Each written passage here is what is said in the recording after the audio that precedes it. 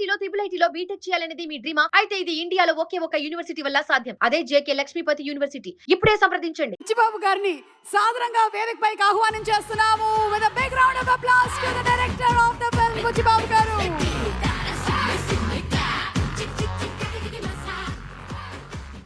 అందరికీ నమస్కారం అండి.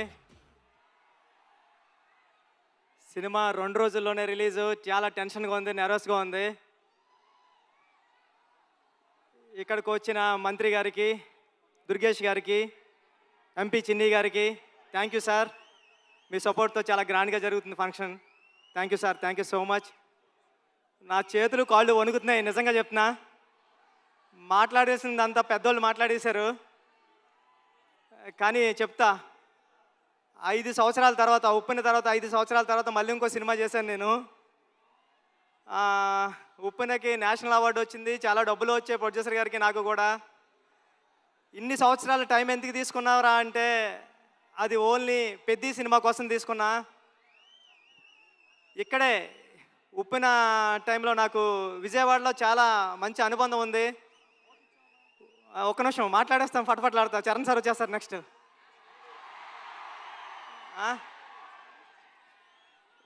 ఉప్పెన నేను ఇక్కడే నాగార్జున యూనివర్సిటీ దగ్గర సైకిల్ దొక్కుంటా రాసుకున్నాను స్టోరీ. నేను ఫాదర్ అవుతున్నానని డాక్టర్ గారు చెప్పింది కూడా విజయవాడలోనే. ఆ దుర్గామాత బ్లెస్సింగ్స్ నాకు ఎప్పుడూ ఉంటాయని కోరుకుంటున్నాను. చరణ్ సార్, నేను ఉప్పెన అయిపోయిన తర్వాత ఎవరితో సినిమా చేయాలని టెన్షన్లో తిరుగుతూ ఉంటే నన్ను మీ దగ్గరికి తీసుకొచ్చారు మా గురువుగారు సుకుమార్ గారు. థ్యాంక్ యూ సుక్కు సార్, నన్ను చరణ్ సార్ దగ్గర కూర్చోబెట్టినందుకు తీసుకెళ్ళి. అంటే నాకు ఉప్పిన మెగాస్టార్ చిరంజీవి గారు ఇస్తే పెద్ది రామ్ చరణ్ గారు ఇచ్చారు. నేను చరణ్ సార్కి స్టోరీ చెప్పాను, దేవుణ్ణి మొక్కుని వెళ్ళాను. ఒక్క కరెక్షన్ కూడా చెప్పకుండా, స్వామి దత్తాత్రేయ స్వామి ఇది ఓకే చేస్తే నీకు రుణపడిపోతానని. చరణ్ సార్ ఒక్క కరెక్షన్ కూడా చెప్పలేదు. పెద్ది అంటే ఒక కమర్షియల్ ఫిల్మ్లా కనిపిస్తుంది మీకు, కానీ ఇది కమర్షియల్ ఫిల్మ్ కాదు. చాలా కమర్షియల్ ఫిల్మ్గా ఉంటూ ఒక ఎమోషనల్ డ్రామా ఇది. ఒక ఆటగాడి జర్నీ. అంటే ఆట అంటే ఇన్నాళ్ళు ఆట అంటే ఆగతాయితనంగా ఉంటుంది, కానీ ఆట ఏం తీసుకొస్తుంది ఒక మనిషికి? తన ఐడెంటిటీ తీసుకొస్తుంది, తన గౌరవం తీసుకొస్తుంది, తన చుట్టూ ఉన్న మనుషుల్ని కూడా మారుస్తుంది అని చెప్పే కథ పెద్ది. అంటే పెద్ది అంటే అలలా ఎగసపడిన మనిషి కథ కాదు, పడినా లేచిన మనిషి కథ పెద్ది. టెన్షన్గా ఉంది.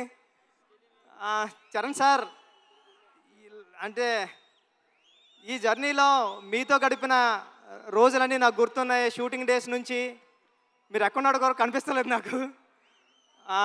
షూటింగ్లో నేను కొత్త, అంటే సెకండ్ ఫిల్మ్కే ఒక స్టార్ హీరో డైరెక్టర్ నమ్మివ్వడం అంటే మామూలు విషయం కాదండి. ఉప్పిన అయిపోయిన తర్వాత, చాలా హిట్ అయిపోయిన తర్వాత చాలామంది అసిస్టెంట్ డైరెక్టర్స్ హైదరాబాద్లో కనిపించినప్పుడు కానీ కాల్ చేసి నాకు మాట్లాడారు, అన్న ఇంటికి వెళ్ళిపోతారనుకుంటే మా అమ్మ మా నాన్న ఇంకొక 2-3 సంవత్సరాలు ట్రై చేయరా, బుచ్చిబాబు లాంటి ఓడే డైరెక్టర్ అయ్యారంటే మీరు అవుతారని. అలాగా అంటే ఒక రెండో సినిమా డైరెక్టర్కి ఒక పెద్ద సినిమా స్టార్ డైరెక్టర్ సినిమా ఇవ్వడం అంటే మామూలు విషయం కాదు సార్. నన్ను నమ్మారు, నా కథను నమ్మారు. అంటే ఒక నిజాయితీగా ఒక కథ రాస్తే, పెద్ద కథ ఒక దర్శకుడు రాస్తే, ఒక నిజాయితీ గల హీరో ఆ కథను నమ్మి చేస్తే ఏంటి అన్నది పెద్ద తెలుస్తుందండి. పెద్ద నేను రోజు చూస్తున్నా, ఇప్పటికి నేను 50 టైమ్స్ నుండి 100 టైమ్స్ చూసా. పెద్ద చూసిన ప్రతిసారి సెకండ్ హాఫ్లో లాస్ట్ 40-50 నిమిషాలు నేను ఎమోషనల్ అయిపోతా, నా కళ్ళంటే నీళ్ళు వస్తాయి. సేమ్ టైము నా చుట్టుపక్కల చూసిన వాళ్ళు కూడా అదే చెప్తున్నారు. వాళ్ళు చాలా ఎక్కువ చెప్పారు, నేను చెప్తే బాగోదని చెప్తలేదు. చాలా మంచి సినిమా తీసావురా, చాలా బాగుంటుంది సినిమా, అందరూ చూస్తారు అని చెప్తున్నారండి. ఈ సినిమా జూన్ 4th రిలీజ్ అవుతుంది. ఫ్యామిలీస్తో వెళ్ళండి, మీ కిడ్స్ని తీసుకుని వెళ్ళండి. అంటే పెద్ద అంటే ఒక ఆటంకం వస్తే ఆగిపోయే ఒక కుర్రోడి కథ కాదు, ఎన్ని ఆటంకాలు వచ్చినా ముందుకు సాగే కుర్రోడి కథ. నేను 9th క్లాస్లో ఉన్నప్పుడు చదువుకున్నా, పట్టుదల ఉంటే సాధించలేనిది లేదని. 10th క్లాస్ నాన్ డీటెయిల్లో ఉండేది. అలాగ పట్టుదల ఉంటే ఏమి సాధించవచ్చు అంటే చాలా ఇన్స్పిరేషనల్ స్టోరీ పెద్ద జర్నీ. పెద్దిగాడికి విజయం చాలా ఈజీగా దక్కలేదు, చాలా స్ట్రగుల్తోనే విజయం సాధించాడు పెద్దిగాడు. కానీ ఆ సాధించిన విజయం ఎలా ఉంటుంది అన్నది రేపు పెద్ద థియేటర్లో చూద్దరు. కానీ థ్యాంక్ యూ చరణ్ సార్, నన్ను నమ్మినందుకు, నాకు ఈ సినిమా ఇచ్చినందుకు మిమ్మల్ని లైఫ్లో ఎప్పటికీ మర్చిపోను. మీకు రుణపడి ఉంటా సార్ ఎప్పటికీ. Thank you sir, thank you. Janhvi madam, thank you. ఈ సినిమాకి మేమందరం మట్టిలో రస్టిక్గా ఉంటే మీరు తీసుకొచ్చి కలర్ యాడ్ చేశారు.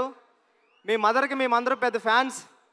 మీ పర్ఫార్మెన్స్ ఎలా ఉంటుందంటే ఒక్కొక్క సీన్లోని ఒక మగరాయిల్లాగా ఉంటుంది, ఒక హీరోయిజం ఉంటుంది మీ పర్ఫార్మెన్స్లో. ఈ సినిమాలో చాలా మంచిగా యాక్ట్ చేశారు.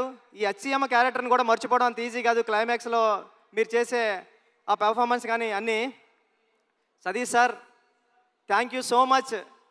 ఇంత పెద్ద సినిమాని నమ్మి ఏ రోజు ఒక మాట అనకుండా నన్ను ఒరే నువ్వు చేసుకోపో అన్నారు. ఇది 350 కోట్లు ఎంత అయింది, నాకు 25 కోట్లతో తీసా పెద్ద సినిమా. రవి గారు గట్ట ఉన్నారు, కానీ ఇప్పుడు ఇంత బడ్జెట్ సినిమా నాకు ఇచ్చారు. నేను జాగ్రత్తగానే చేశానని నమ్ముతున్నా, ఎందుకంటే మీరు ఎప్పుడు నవ్వుతానే స్మైల్తోనే ఉన్నారు. Thank you sir, thank you so much. Jagapathi Babu గారు, అంటే హీరో గారిలో రామ్ చరణ్ గారిని ఎలాగా నమ్ముతారో దీంట్లో అప్పల సూర్య అనే క్యారెక్టర్ ఉంటుంది. అది చాలా చాలా మంచి క్యారెక్టర్ అండి. అప్పల సూరి ఫస్ట్ హాఫ్లో అప్పల సూరిని హీరో గారిని ఎంత బరువైన హృదయంతో మోస్తారో అప్పల సూరి క్యారెక్టర్ని కూడా అంతే బరువైన హృదయంతో మోస్తారు. అప్పల సూరి సీన్స్ వచ్చినప్పుడు మీ కళ్ళంటే నీళ్ళు తిరగకపోతే నా పేరు బుచ్చిబాబు సానాయ్ కాదు. దివ్యంద్ గారు, love you so much brother. మీ మిర్జాపూర్ సినిమాకి నేను పెద్ద ఫ్యాన్. మీరు రైల్వే మ్యాన్ కానీ అని.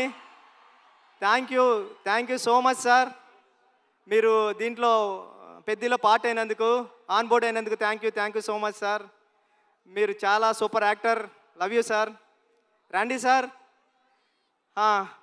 ఈ విజువల్స్ అందరూ చెప్తున్నారు. చెన్నైలో నేను రెహమాన్ గారి దగ్గర ఉండి చేసినప్పుడు చెప్తున్నారు అందరూ, ర్యాండీ గారు చాలా బాగా తీశారా, పిక్చర్ అదిరిపోయింది అని. Thank you sir. నేను రాసుకున్న 10 అక్షరానికి ప్రాణం పోశారు. చరణ్ సార్ పర్ఫార్మెన్స్ అంతే నెక్స్ట్ లెవెల్లో చూపించారు.